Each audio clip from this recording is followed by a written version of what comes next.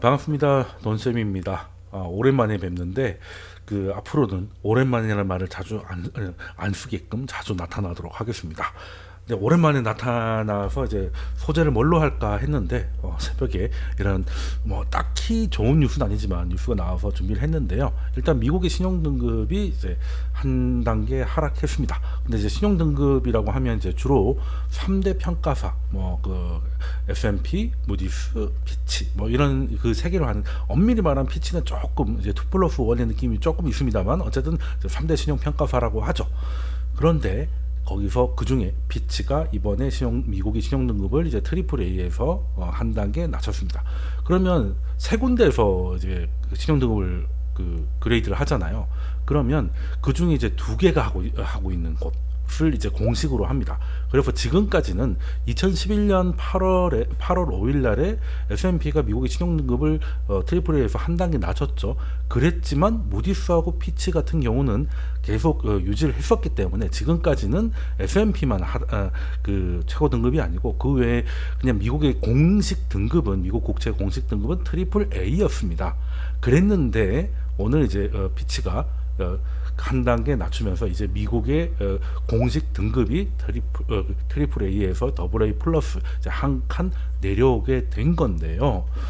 이제 이게 어떤 의미를 가지는 것일까? 일단은 2011년 같은 경우는 처음으로 있었던, 그러니까 미국의 신용등급이 하락할 수 있다는 생각을 못 하고 있다가 이제 처음으로 이게 내려갈 수도 있구나라는 게 이제 충격이었다면, 이제는 공식적으로 내려가죠. 그때는 이제 한 회사만 내려갔으니까 이제는 실제적으로 더블 A 플러스로 이제 활용을 해야 되니까, 어떻게 보면 두 번째라서 충격이 약할 수도 있지만 실질적으로 내려가면 또 이번일 수도 있다, 뭐 이런 분석도 가능하기 때문에 좀 궁금하시고, 특히 투자의 기간이 한 10년 넘으신 분들은 2011년 8월 달에 좀 아팠던 기억이 또 나실 수도 있을 것 같아서 영상을 좀 준비해 봤습니다. 일단 오늘 우리 아시아 시장의 반응을 보면, 일단 결론적으로는 2011년 8월 5일날 강등이 되고, 실질적으로 이제 주말이 지나서 우리가 처음으로 영향을 받았던 게 8월 8일 월요일이었는데,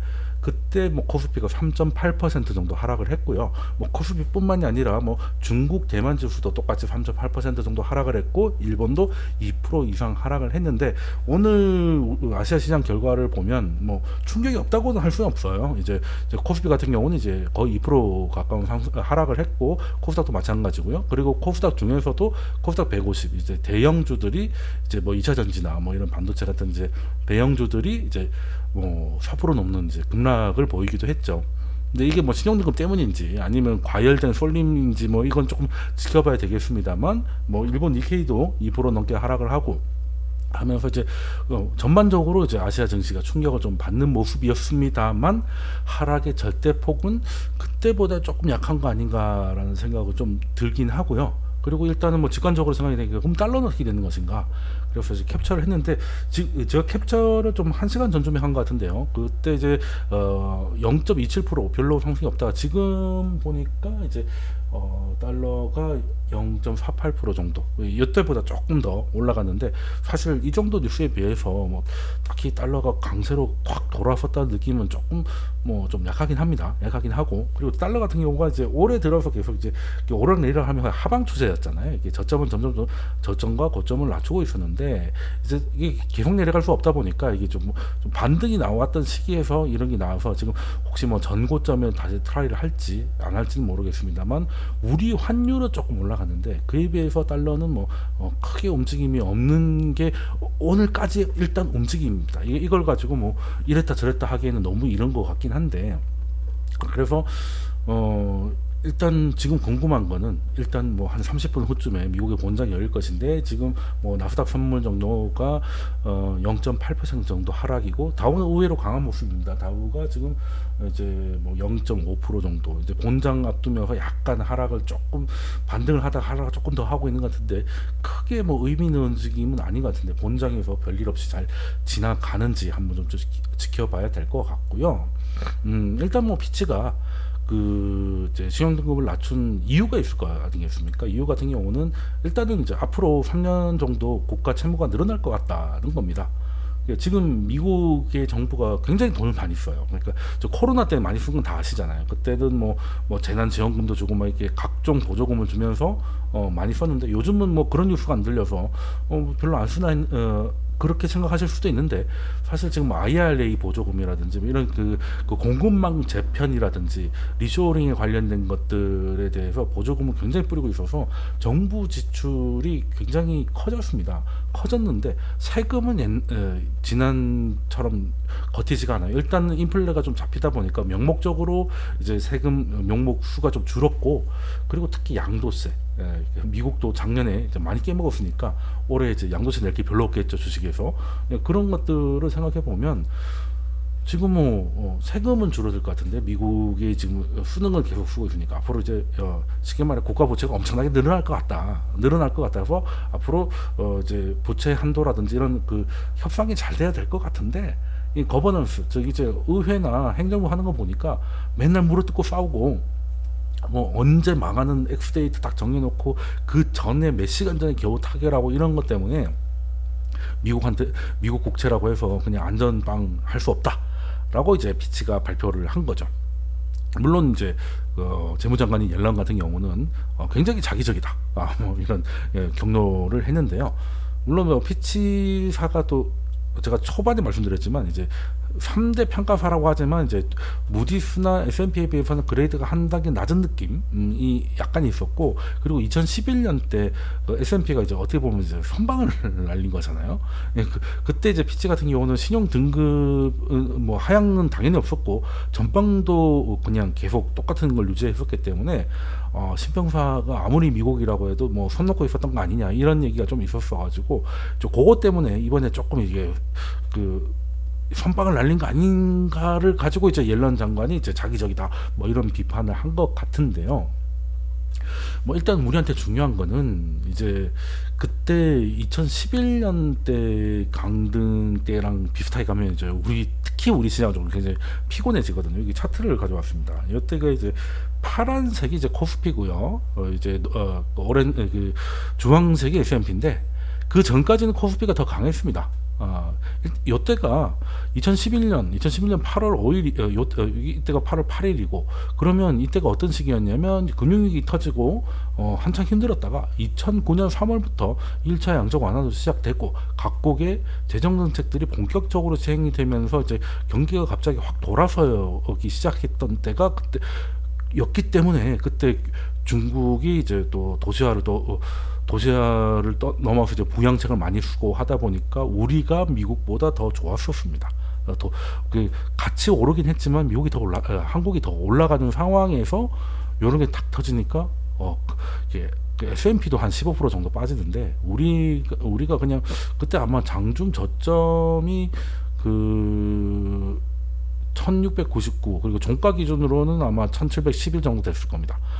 그래서 그 장중 고점 저점으로 치면 거의 20몇% 정도, 종가 기준으로 21.2% 정도 하락을 했고, 뭐 미국도 뭐 우리보단 작아 보이지만 그래도 한 16% 정도 하락을 했었고요. 그리고 중요한 거는 그러고 나서부터 시장의 색깔이 바뀌어 버려요. 코스피보다 미국이 앞서가기 시작하는 거죠. 아무래도 우리는 이때부터 이제 쉽게 말해서 누워버립니다. 누워버렸고 미국은 이제 좀 회복을 점점 하면서 이제 간격을 벌여가는 모습.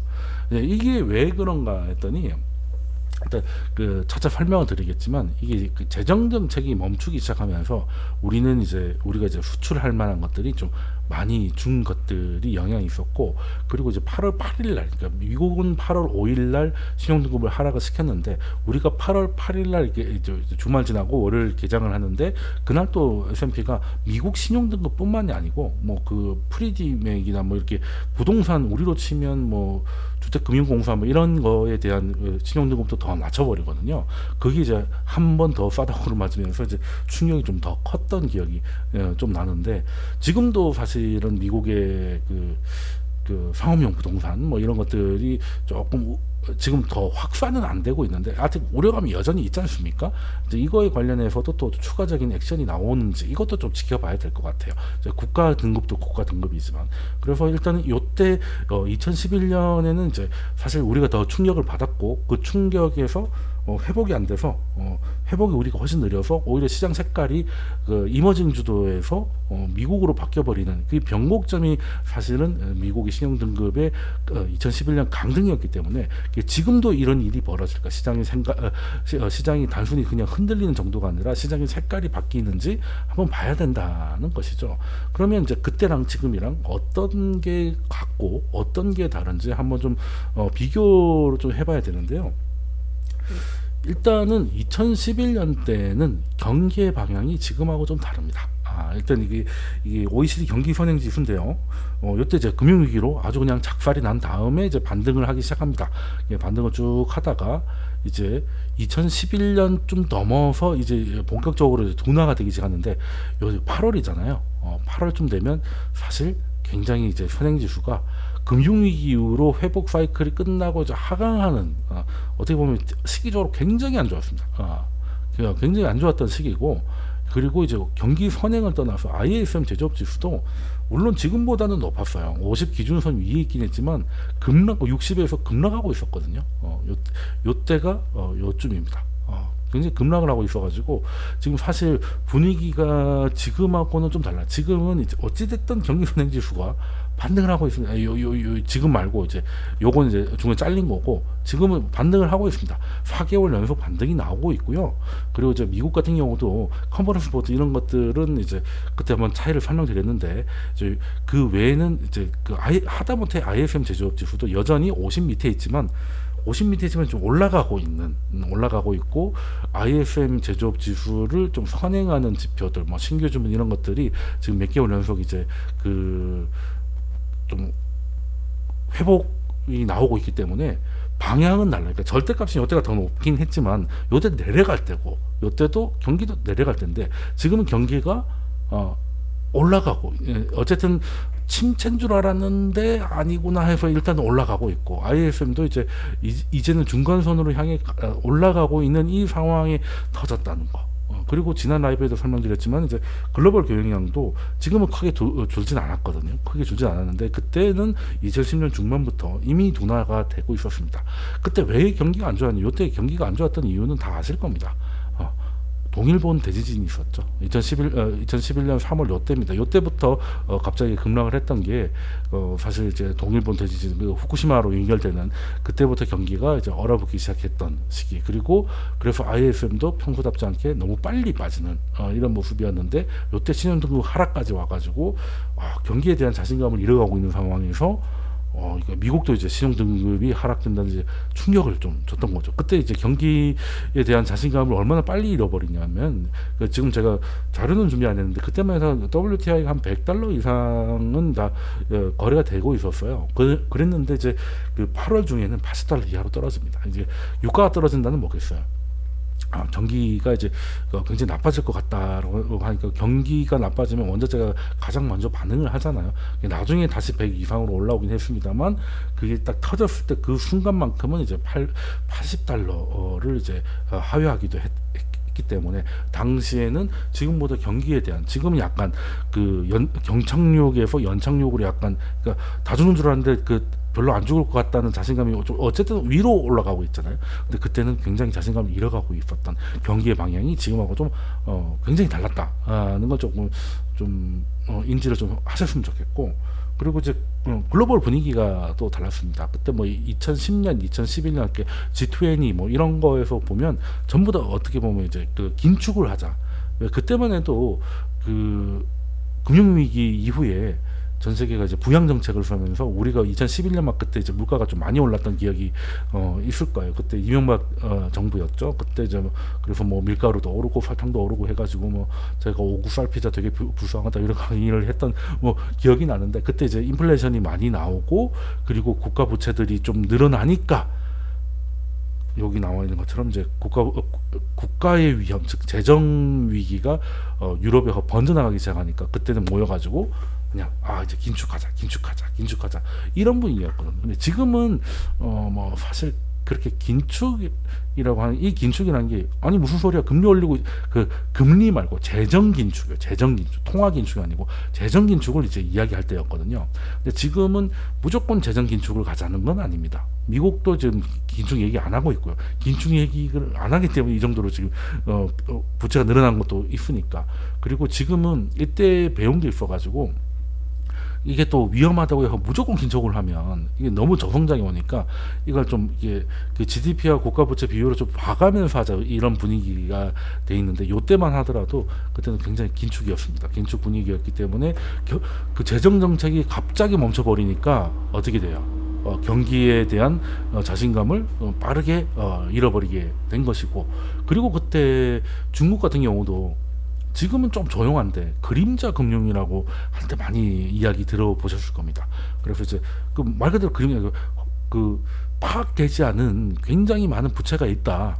중국 뭐 당연히 그럴 거잖아요. 그래서 그게 엄청날 거기 때문에 이게 터지기 전에 빨리 긴축을 하지 않으면 안 된다. 그때 이제 그 부양을 해가지고 워낙 부채를 많이 이렇게 놨기 때문에 어떻게 될지 몰라서 그래서 중국조차도 이제 긴축으로 들어가고, 유럽은 뭐 자동 긴축이죠. 뭐 그냥 남부 유럽 국가하고 막 풀어지고 하다 보니까 이제 그 재정 위기가 본격화됐고, 그리고 미국도 여기 오바마 대통령이 있는데 이때 2011년이잖아요.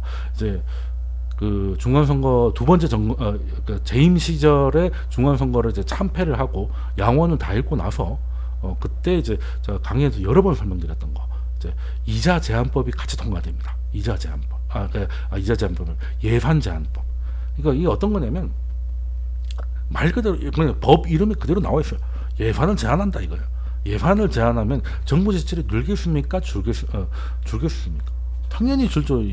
정부 지출을 못하게 예산이 늘어나는 건 정부가 지출을 하는 건데 그 예를 그 제한을 하다 보니까 실질적으로 미국도 2010년부터 2011년 되기 이전부터 이자 제한법이 실제 발효되기 전부터 사실 실질적으로 봤을 때는 재정이 이제 감소하고 있었고, 이자 제한법이 나오면 아예 그냥 마이너스로 넘어가 버려요. 그래서 재정 정책이 작살이 나고, 그래서 요때 재정 정책이 망하니까 한국이 이제 박스피로 가는 그 가장 큰 배경이 됐던 게 2011년 이자 제한법이었거든요. 그때 물론 그 이후에 잠깐 세일오일 혁명이 있어가지고 미국이 설비 투자가 잠깐 느는가 했더니 근데 결국 그 거점을 넘지 못하고 그게 약간 흐지부지 되면서 이제 그냥 말 그대로 우리는 박스피로 갔었는데, 그때 이것도 사실 그 연결이 돼 있었다고 봐야 되는 거죠. 그래서 이때가 그 모든 데서 이제 재정 정책을 쓰면 안 되는 분위기라고 하는데 미국의 신용 등급까지 강등이 되니까 이제 진짜 쓰면 안 되겠구나. 그래서 긴축 분위기가 더 커졌어요. 그런데 재정만 그런 게 아니라 그때만 해도 2011년만 해도 그때 양적 완화하고 있었을 때입니다. 그 말은 금융시장에, 그러니까 정부의 재정 이런 걸 말고라도 그냥 이제 아직도 신용 리스크들이 이제 그 위험이 그대로 남아있던 시기예요. 그러니까 연준이 이제 제로금리에 돈 뿌리고 있던 시기였으니까 그걸 막기 위해서. 그러면 신용 리스크 나라들이 무너지면, 그러니까 이제 그리스 이런 애들이 뭐 그리스, 포르투갈 뭐 이런 거 넘어가는 건 일도 아니고 심지어 미국도 등급이 떨어질 정도면 이제는 이제 일부 힘든 기업들은 이제 다 날아갈 수도 있겠다는 불안감이 커지잖아요. 그래서 신용 리스크가 굉장히 좀 붉어질 수 있는 시기였던 겁니다. 그리고 실제로 유럽은 신용 위기를 넘어 아예 재정 위기로 넘어가가지고 뭐 유럽 그때만 해도 남부 유럽이 돼지고 저쩌고 이런 얘기가 나왔을 때거든요. 그래서 사실은 신용 등급 강등이라는 게 아주 당연히 나쁜 뉴스지만 2011년에는 정말 지금보다 더 크게 다가올 수밖에 없는 환경에서 나왔던 뉴스라서 조금 더 철렁할 수 있었다라고 생각을 하시면 될 것 같아요. 자, 그러면은 지금은 어떻습니까? 지금은 어떻습니까?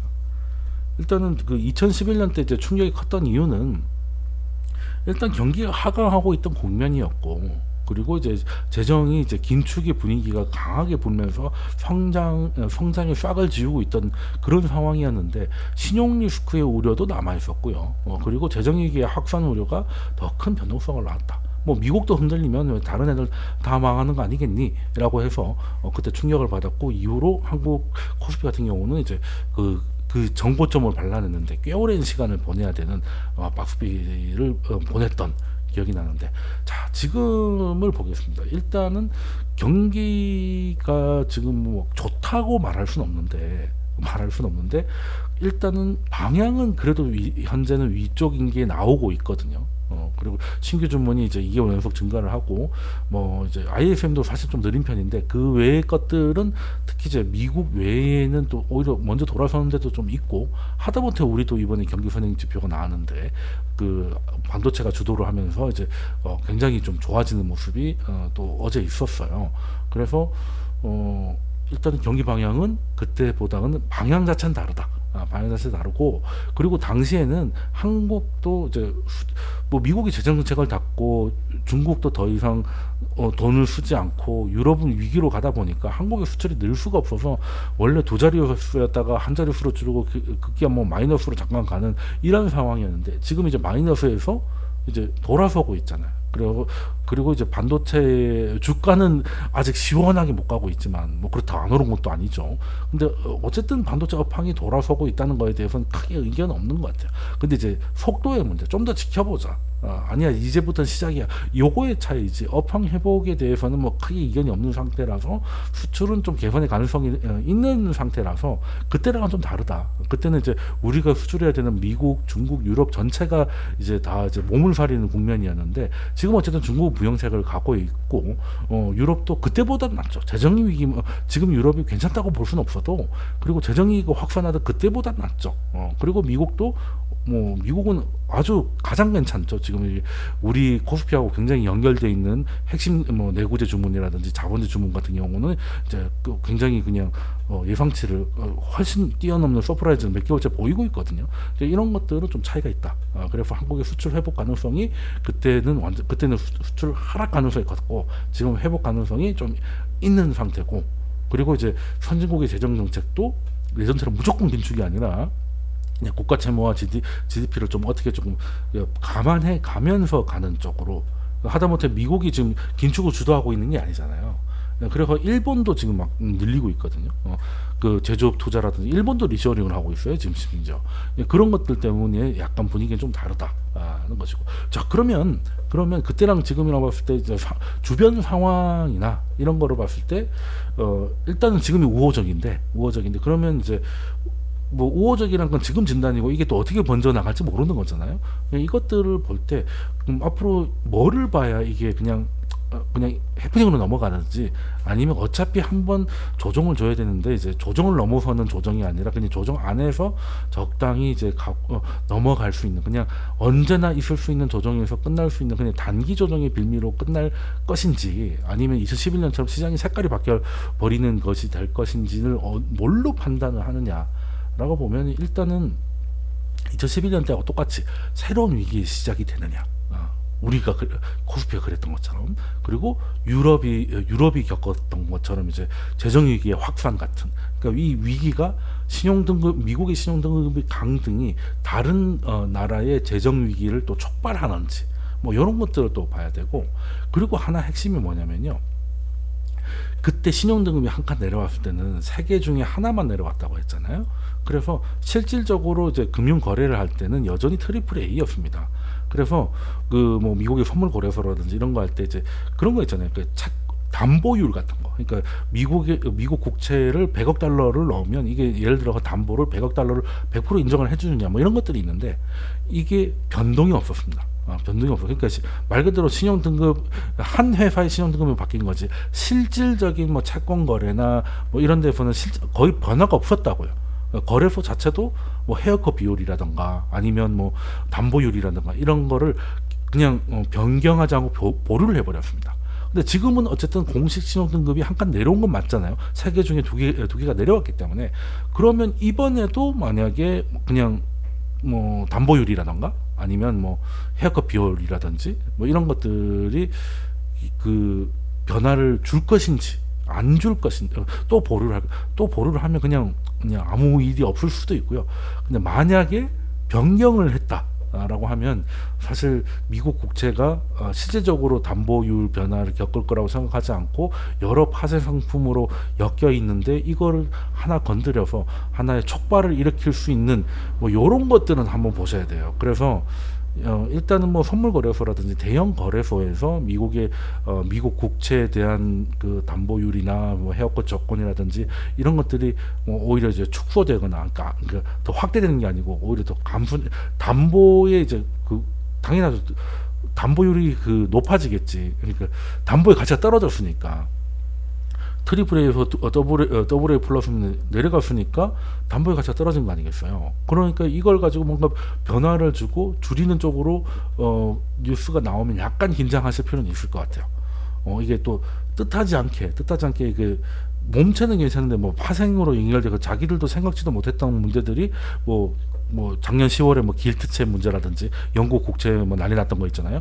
그런 것들이 있을 수 있단 말이에요. 차라리 그런 것들에 대해서 뉴스를 외신을 조금 살펴보시는 게 좀 중요할 것 같고, 그리고 이제 그게 또 새로운 위기로 가는지 아니면 또 이런 것들이 미국 국채도 이러니까 다른 것도 이럴 것 같아. 뭐 충분히 그럴 수 있어. 한국 국채도 그럴 수 있어. 뭐 이런 식으로 되면 또 이게 그 위기가 확산되는 건데. 근데 그게 아니라면 그냥 단기 조정이 빌미로 끝날 가능성이 꽤 있기 때문에 일단 우리가 지켜봐야 될 거는 일단 그 이제 뭐 장외 시장이든 거래소든 간에 미국 국채의 이제 담보율이나 아니면 이제 소위 말해 우리가 주식 거래를 할 때 뭐 이게 대출 받아서 뭐 하는 경우도 좀 있잖아요. 그래서 이제 그때 뭐 담보율은 뭐 맞춰야 되고 이렇게 되는데 담보율이 원래 120이었다가 뭐 140이 되면 갑자기 뭐 증거금을 더 넣어야 되고 이런 골치 아픈 일이 벌어지잖아요. 그런 일이 벌어지는지 한번 지켜보면 될 것 같고요. 그럴 가능성이 아마 근데 제가 볼 때는 미국 당국에서 그렇게 못하게 할 것 같은데 문제가 생길 수 있다는 걸 연구 사례에서 봤기 때문에 아마 바꾼다 하더라도 문제가 생길 정도로 못 바꾸게 하긴 할 것 같아요. 그런데 당국도 괜찮은 줄 알고 시장도 거래소도 괜찮은 줄 알았는데 문제가 생기면 그때는 큰 문제가 생기니까 그거는 가능성이 매우 낮지만 지켜보자 라고 보시면 되고, 그리고 이제 그냥 거시적인 시장을 봤을 때는 그런 일이 벌어질 것 같으면 무슨 일이 벌어지겠어요? 담보율이 변하고 뭐 이것 때문에 국제 시장에 약간 교란이 생길 것 같다 라고 하면 제일 먼저 반응하는 게 뭐겠습니까? 달러가 갑자기 급등을 하겠죠. 그래서 달러가 갑자기 급등을 하는, 그러니까 지금까지 하락 추세였다가 반등하는 정도가 아니라 급격한 상승이 나온다든지, 아니면 또 그러면 동시에 또 어떤 일이 벌어지겠습니까? 신흥국 국채가 이제 위험하니까 신흥국 국채하고 선진국 국채의 또 스프레드, EMBI 스프레드가 또 확대되는지 요것도 좀 체크를 하셔야 되고, 미국 내에서는 또 어떻게 했어요? 하이힐드가 확산을 하겠죠.